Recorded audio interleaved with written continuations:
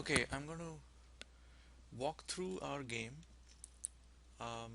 So I'm just starting it up. The settings I'm using correspond to my screen resolution, and I've kept the graphics quality to be fantastic.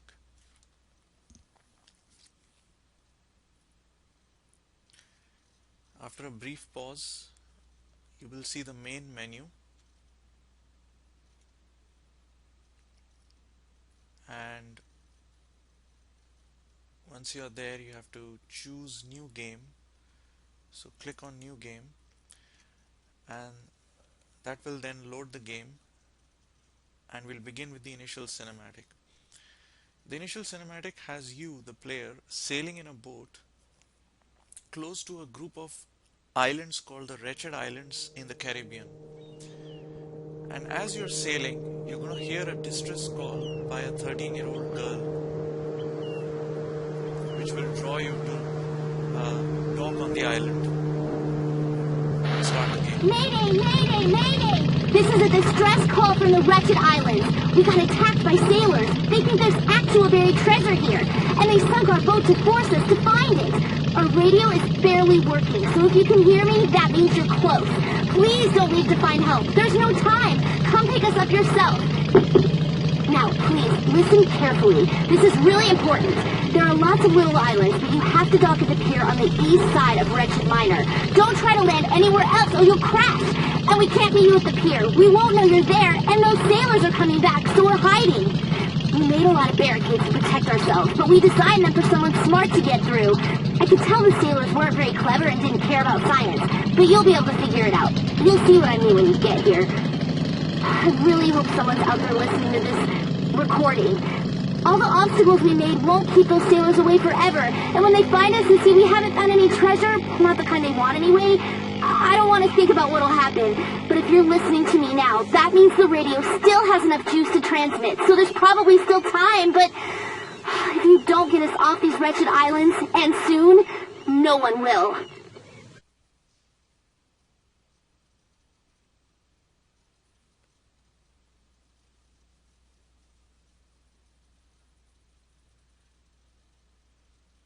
So at the end of the opening cinematic, you find yourself standing on the pier next to the boat that you came in, and the player instructions here refer to the keys WASD, which allow you to walk forward, backward, left and right.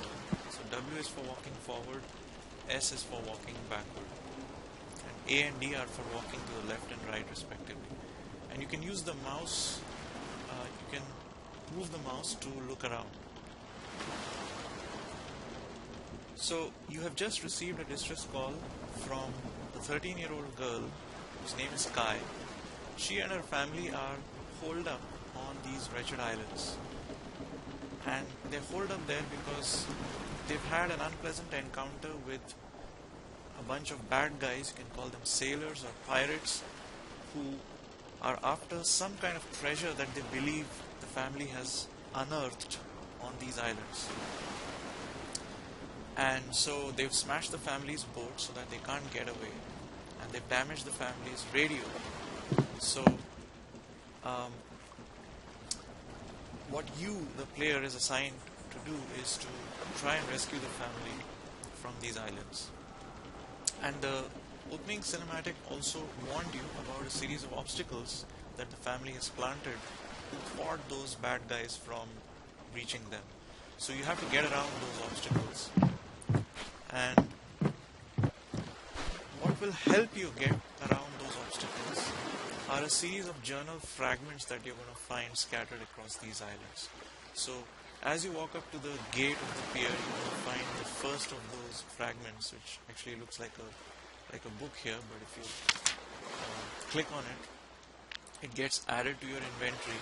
And if you press space, you can then bring your mouse to hover over the book, and when you click on it, it opens, and what you see is that this book is really the diary written by Kai, the same girl who sent out that distress call. Expedition to the Wretched Islands. So in this diary or in this journal, she's going to be recording the events that happen on the island. So you're going to get a glimpse of the backstory behind the game. And you're also going to find her, record her learning experiences. So whatever science is required for you to, is required to be learned, will be something that's learned through the journal. And the journal consists of a series of entries, and these entries are demarcated by these dates. So the first entry was written by Kai on July 1st at 8:45 p.m. when they were about to begin their odyssey. So Odyssey is also the name of the game. It's also the it appears in the first sentence of the journal, and that's not an accident. The first entry sets up the context behind the story of the game. So it introduces who this girl Kai is. She's also introducing her family. She has a brother Sid, and her mom and dad are university professors. Dad's an archaeologist. Mom is a civil engineer. And the reason they are setting out on this expedition is that Dad has got permission to visit these wretched islands to do some preliminary archaeological work before bringing in his army of grad students. So they're really out there to excavate some artifacts. But the journal doesn't start after they reach the islands. It actually begins before. It begins at a point where they have they've flown to Martinique, which is a town in the Caribbean, and they're going to rent a boat from there, get supplies, and pick up their guide Guillaume. So Guillaume is the fifth character who is with the family. He's a guide, he's a fisherman. The reason they're hiring him is he's the only one who has been to the wretched islands in decades, and that too by accident, because first page mentions that it's illegal to visit the wretched islands for a variety of reasons. But Guillaume got shipwrecked there, so he has some experience of what's on those islands, and so Dad asked him to come with the family so that he can be of help.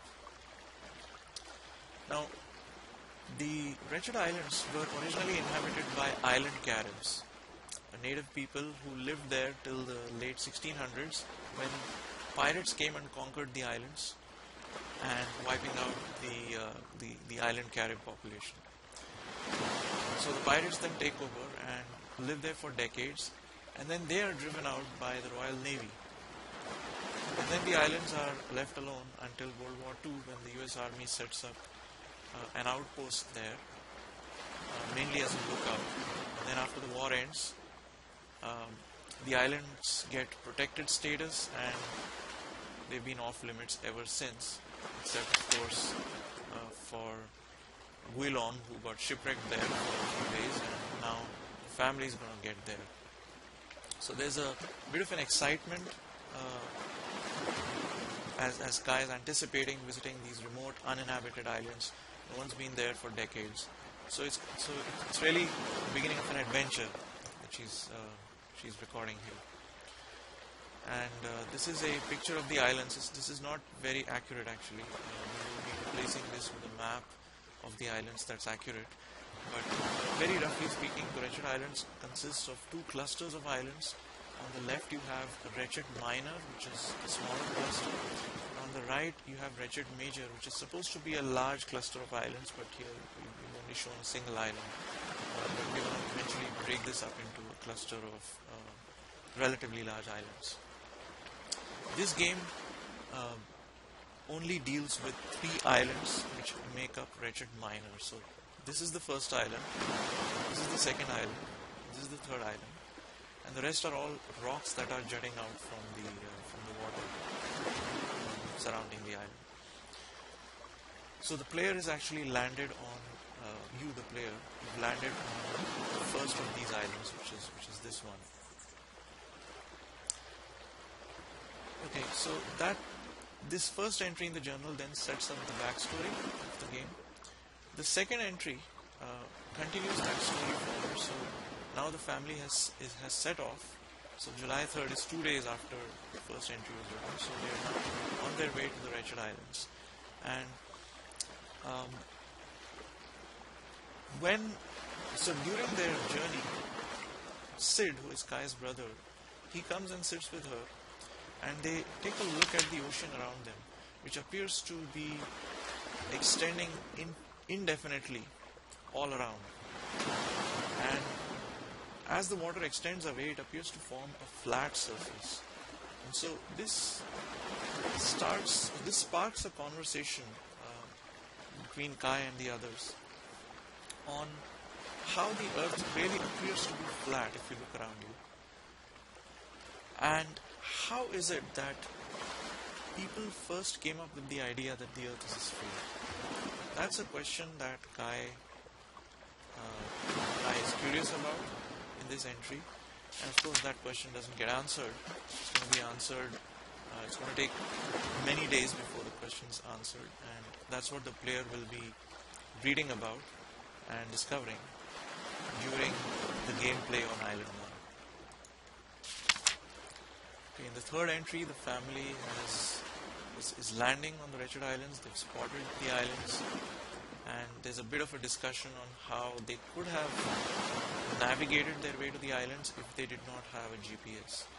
And this alludes back to a time when ancient mariners used to use the night sky, the stars and constellations in the night sky, to guide themselves as they voyaged in the open sea. So, in particular, Polaris is mentioned as a star that is fixed, which marks the northern direction. So, Polaris is not the brightest star in the night sky. So, you need a way to locate which star is Polaris. And the way you locate it is you first locate a pattern called the Big Dipper. It's not really a constellation, but more like a part of a larger constellation called the Great Bear. And the 7 stars which make up the Big Dipper are pretty bright. You can see them quite clearly in the night sky. And if you imagine drawing a straight line through the first 2 of those stars,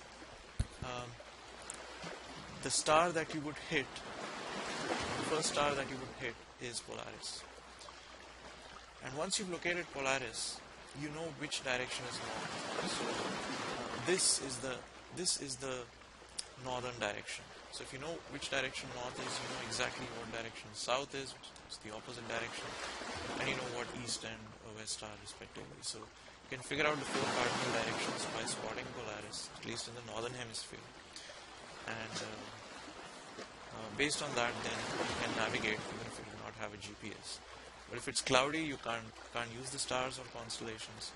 So then you use something like a magnetic compass. But magnetic compasses have a margin of error, so they're never exact.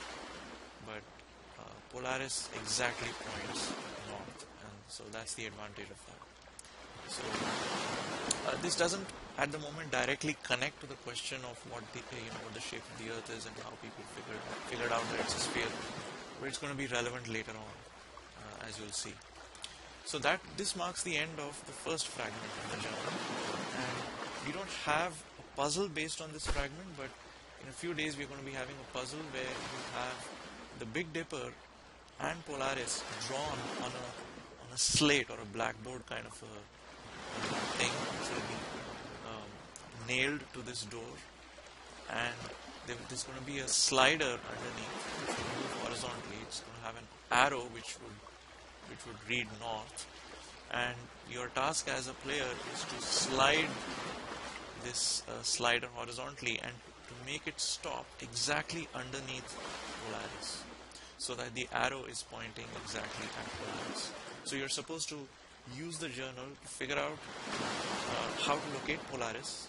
Using the Big Dipper, you locate Polaris, and then you move the slider so that it points exactly at Polaris. And once you do that, you'll be able to open this latch, which at the moment has no lock on it. But once that puzzle is in, it's going to be locked by It's going to be locked by the slider, and once the slider is in the right place, the door will get unlocked. As you get onto the island, you see this message saying that you can use WASD, but if you use the shift key, you will be running forward instead of walking. And there are really two directions in which you could have walked. You could have gone right or left, and it doesn't matter which direction you walk in because you're going to end up in the same place regardless. So you can't fall off cliffs, you can't get into water, so there's no danger of falling off and dying in this game. So walking up, I can see another island which is part of Wretched Miner, but looks like the bridge leading there is broken, so you can't really get to that island right now. So what do we have here? We come to an area here where there is nothing but a hut, and even if you had gone right instead of coming this way, if you had taken a right turn here, you would have actually found a path that would lead to this hut. So let's get inside the hut. Just click with your mouse, click the left, use a left click to open the door, and then you use a left click again to pick up what's the second fragment of the journal. Now this second fragment is not going to be here. In a few days we're going to put it in a different location, which I'll show you shortly. There's a pickaxe here, and what you're supposed to do with this pickaxe is the game is actually training you to press space and click on the pickaxe, drag it on the pickaxe, click again, and the crate smashes open. You see a piece of a jigsaw puzzle, and again with the left click you can pick it up, and if you again press space you can see all the items in your inventory. The journal's there, the pickaxe is there, and the piece that you picked up of the puzzle that's also there. So hitting space again closes the inventory. So there's really no other place to go except for this barrier. As you approach the barrier, the game tells you to press space to open the inventory again, but it doesn't tell you what to use. You figure out yourself that just as you use the pickaxe to smash this barrier, that allows you to get through to the next part of this island. There seem to be a few broken barrels here, not of much significance except the remnants left behind presumably by the US Army during World War II.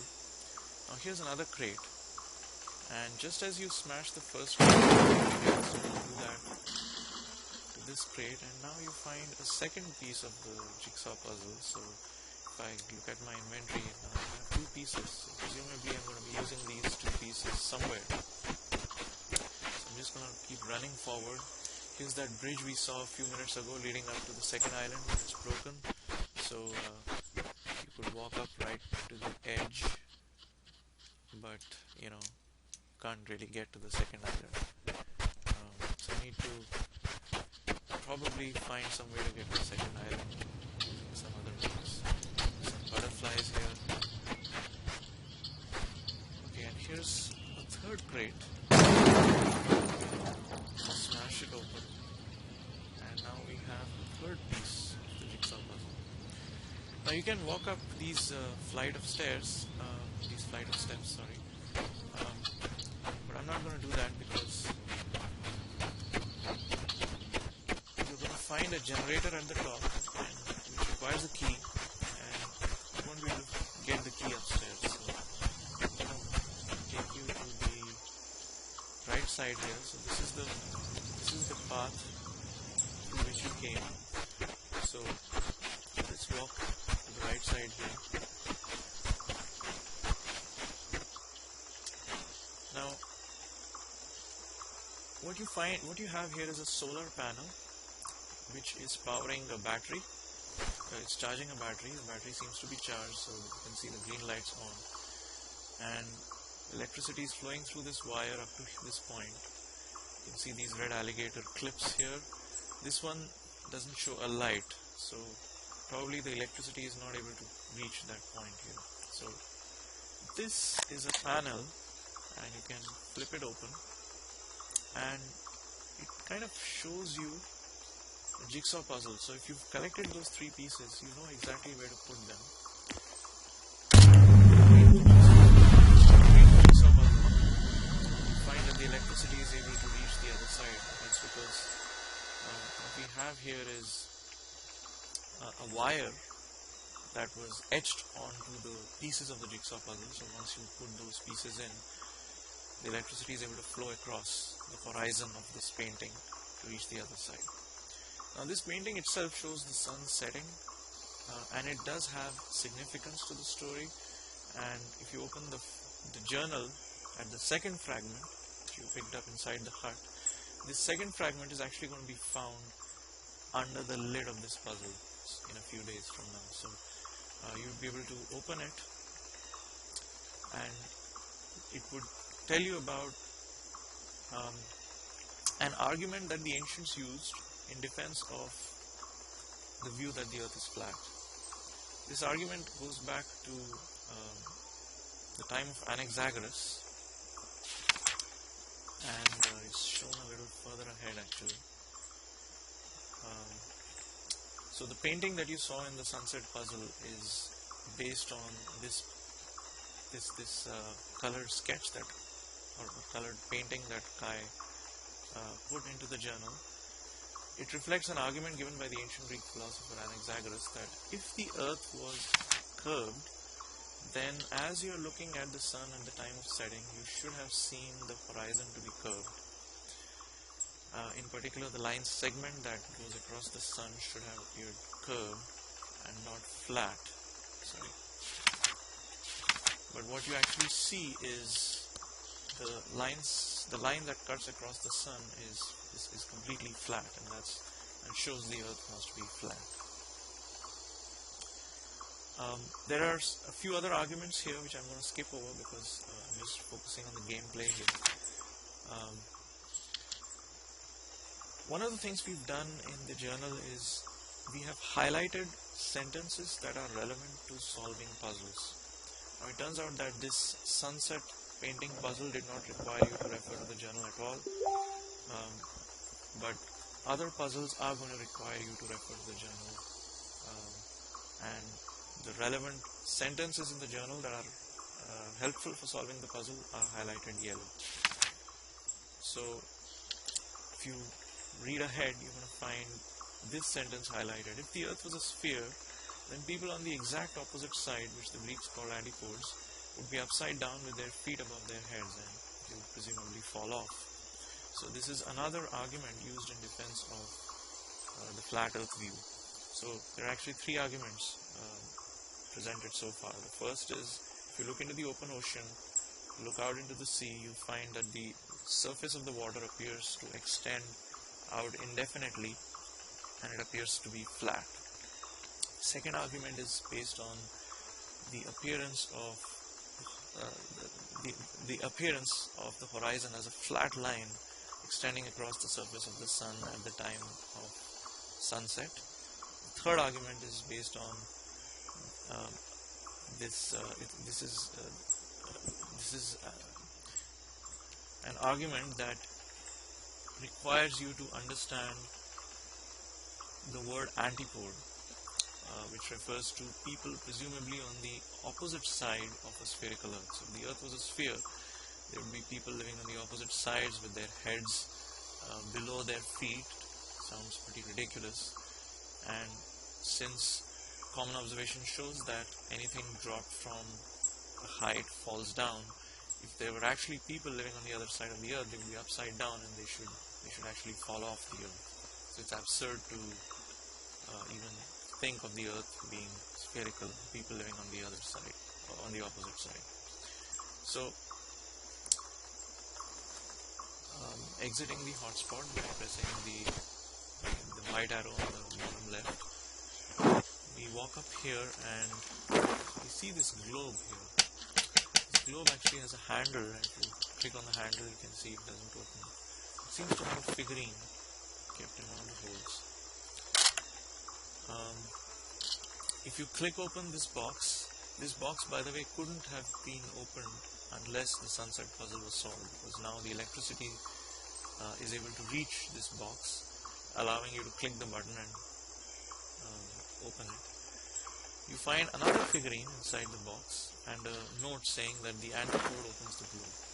So this is referring to the fact that if you keep this figurine, which you just collected in your inventory, if you keep this figurine at the antipode spot relative to the figurine that's already on the globe, so the figurine that's already on the globe has been planted somewhere in the Caribbean Sea, you need to locate the antipode of that figurine. So the figurine that you collected in your inventory, you have to make that the antipode. So that means you have to go exactly on the opposite side of the globe, so that you reach a spot where if you planted that this male figurine, his feet would be pointing exactly at the feet of this female figurine. So how do you locate the other side of the globe? We're going to have a dark band representing the equator and another dark band representing the longitude of this at which this figurine is placed, extending all the way across the globe. So if you were to walk to the opposite side of the globe, you're going to find the longitude line marked in a few days. So right now it seems to be more complicated than it will be, but I know that this is the longitude line because it turns out that this straight row of stones is going to provide the hint that this figurine, for example, is on a longitude which corresponds to this row of stones. So if you walk to the opposite side and look at this same row of stones, this is the opposite longitude, and because that figurine was placed one notch above the equator, on the opposite side you need to keep this new figurine one notch below the equator to make it the antipode. And once you do that, clicking on the handle will pull open the globe, and you see the third fragment of the journal here along with the key. This key is going to be useful for turning on a generator which is located at the top of the hill. Let's run back.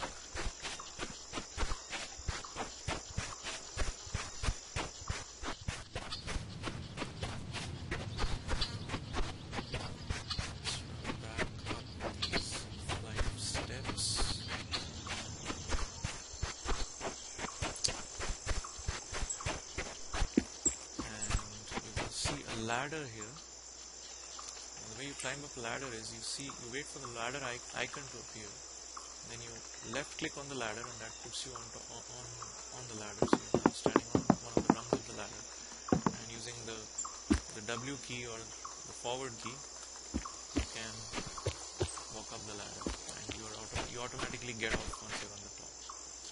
So it looks like you've hiked all the way up this hill. This is the area you started out from, which has the globe somewhere over here. Now you've come to the top and you find this structure, this stone structure, and there's a generator here and a tube light which is off right now. And there seems to be a gate which is